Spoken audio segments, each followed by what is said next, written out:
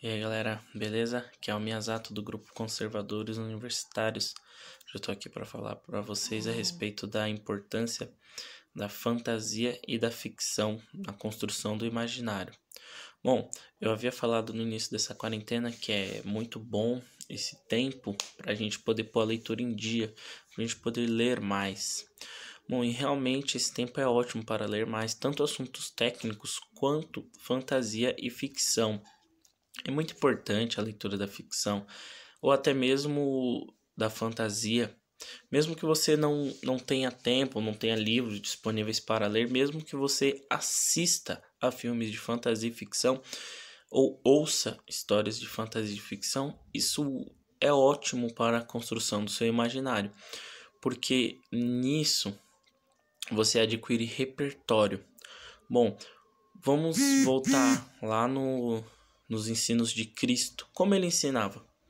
Era por meio de parábolas. As parábolas nada mais era do que a forma de Cristo certificar-se de que aqueles que estão ouvindo teriam repertório suficiente para entender aquilo que ele ensinava. Por exemplo, quando ele falava sobre o reino de Deus ser semelhante a uma mulher que procura a dracma que ela havia perdido. Bom, ele nada mais, nada menos fazia do que uma comparação com a realidade. Bom, o bom pastor é semelhante àquele pastor que tinha 100 ovelhas, uma se perdeu, ele deixou 99 no aprisco, foi procurar uma. Bom, isso era simplesmente um ganho de repertório para quem estava ouvindo. Obviamente que as lições que as parábolas de Cristo passavam são infinitamente mais importantes do que qualquer história que o cérebro humano possa inventar. Porém, as ficções e as fantasias nos dizem muito sobre o mundo real. Por quê?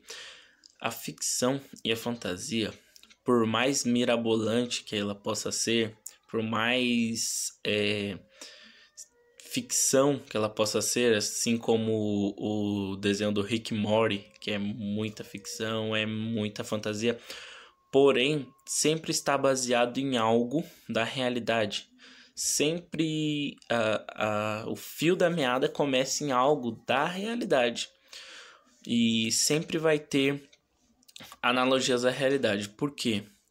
Porque a nossa mente ela só consegue trabalhar com aquilo que é minimamente parecido com o real. Nossa mente não consegue ir ao irreal de tal modo que fique ininteligível. Para ser inteligível, precisa precisa ter a capacidade de ser dito em palavras. Para ser dito em palavras, precisa ter uma conexão com o nosso mundo real. Não há uma forma de dizer coisas que não tem conexão alguma com o mundo real. Percebe? Quando você vê ali em Apocalipse, João fala que viu coisas inefáveis. Quando ele diz que viu coisas inefáveis, ele tenta dar uma descrição e diz que nem olho viu, nem ouvido ouviu, nem subiu ao coração do homem tais coisas. Ou seja, coisas que não têm conexão com a nossa realidade. Porém, a ficção, a fantasia, ela tem uma conexão com a nossa realidade e tem também um elemento imaginatório, né? Um elemento criativo de quem é o autor, ou seja, está baseado em coisas reais, coisas ligadas a um mundo já existente, e tem uma gama de atuação e de possibilidades muito maior. Então, hora ou outra, irá abranger algo que não é real no momento da escrita, porém que pode ser real futuramente. Então, muita ficção científica e muita fantasia, às vezes a gente vê as coisas se concretizando, ou às vezes o próprio autor na sua ficção científica ou na sua fantasia já quis fazer uma alegoria a algo já existente. Então a gente ganha repertório para poder enfrentar o mundo, para poder analisar e receber as informações. Por exemplo, Quando começou esse confinamento, essa quarentena, todo mundo que já assistiu o filme minimamente, ou que pelo menos leu o livro, 1984, já relacionou. Já falou, nossa, olha só como tá parecido com esse livro, com essa história, com esse filme. Se você não assistiu, pelo menos não assistiu o filme ou não leu o livro, você tem aí uma dica de quarentena. Vai procurar pelo menos assistir o filme 1984, baseado no livro do George Orwell. Bom, George Orwell é exatamente onde eu queria chegar. Exatamente o autor que eu queria chegar. George Orwell tem outro livro muito interessante, que é A Revolução dos Bichos. Quero fazer um vídeo a respeito desse livro. E já é uma dica, se você não leu ainda, o leia, ou pelo menos assista ao filme A Revolução dos Bichos. Ali, obviamente, o livro tem muito mais detalhes, é mais rico em detalhes que o filme. Porém, o filme te dá um entendimento geral da história ali do autor, George Orwell. A história que ele conta. E essa história, ela é muito interessante. Eu quero fazer um vídeo a respeito dela porque ela fala sobre o vácuo de poder e sobre como os progressistas são hipócritas em dizer que lutam contra uma elite, ao passo que conforme eles derrubam essa elite, seja abruptamente ou seja gradativamente, eles assumem a posição dessa elite e passam a ser eles a elite. Por exemplo, não quero adiantar o vídeo, mas vamos usar o exemplo do Brasil.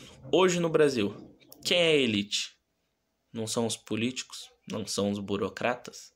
Ou vai me dizer que a elite no Brasil hoje são os capitalistas? Bom, obviamente tem muito capitalista, tem muito empresário, banqueiro e etc. Porém, a maior parte da elite é a elite política. E os políticos que ali se instauraram, muitos com discurso anti-elite. Vamos lutar contra a elite, vamos lutar contra os burgueses, né? E a gente vê quando esse vácuo de poder fica, alguém assume. Mas isso não é assunto para esse vídeo, é assunto para o próximo vídeo. Bom, é muito importante que a gente leia, ou pelo menos assista mesmo, filmes de ficção e fantasia, porque a gente adquire repertório e não basta ver assim, esse livro aqui, por exemplo. Vamos ver aqui. Esse aqui eu comprei no sebo, gente. Então tá rasurada a capa. O Homem que Foi Quinta-feira. Vamos ver? Chesterton. O autor é bom. Vale a pena ler. Né? Não é bem assim. Não vamos ver pela vida do autor. Esse aqui, ó. A Máquina do Tempo. Esse aqui eu ganhei na escola, na época do ensino médio. Do A.G. Wells. O cara era comunista. O cara era progressista. Não vale a pena ler. Meu amigo, vale a pena. Por quê? Primeiro, a história é boa. Segundo, a mente de alguém só consegue criar algo que esteja relacionado com a mente dela mesma. Você não consegue criar algo relacionado com a minha mente. Só eu consigo fazer isso. Então, se o cara era um progressista, um esquerdista, aqui você encontra a mente dele. Aqui. Elementos que vêm da mente dele estão contidos nesse livro. Então você entenderá melhor a mente pelo menos deste progressista. E de muitos em geral. E aqui você vai adquirir repertório. Você vai adquirir repertório trazido por essa história. Então não vale a pena ficar selecionando. Esse autor aqui é conservador, eu vou ler. Esse autor aqui ele é progressista, eu não vou ler. Bom, se você vai cair nesse tipo de análise do autor, da vida do autor, se ele é progressista, se ele é conservador, para poder ler um livro, sei que muita gente acaba caindo nisso mesmo, não sendo o correto. Então minha melhor dica para adquirir repertório através de fantasia, ficção, contos, etc., seria que você lesse, por exemplo, esse aqui, ó, Prometeu, Ilíada, entendeu? Os contos, né? Os contos gregos ou a mitologia greco-romana também te faz adquirir muito repertório. Por quê? Como eu disse, aquele que cria, ele só cria através da própria mente, com elementos relacionados à mente dele. E também relacionado à sua realidade. Só que muitas das vezes a realidade daquela pessoa, ela tem elementos que voltarão a se repetir. Não que a história seja em forma de ciclos, como muita gente diz que a história sempre volta a se repetir. Eu não acredito que seja isso, porém muitos elementos da história retornam. Muitos elementos da história, eles retornam à tona em outros momentos históricos. Então é muito importante adquirir esse tipo de repertório. E ir atrás mesmo. Poxa, o A.G. Wells fala aqui na Máquina do Tempo. Deixa eu ver qual é o contexto que ele escreveu isso. Será que foi uma crítica à sociedade dele? Eu já vi aqui que o cara é progressista. Então vamos ver mais ou menos o que ele pensava. Isso é importante. Para que a gente também não fique bitolado, né?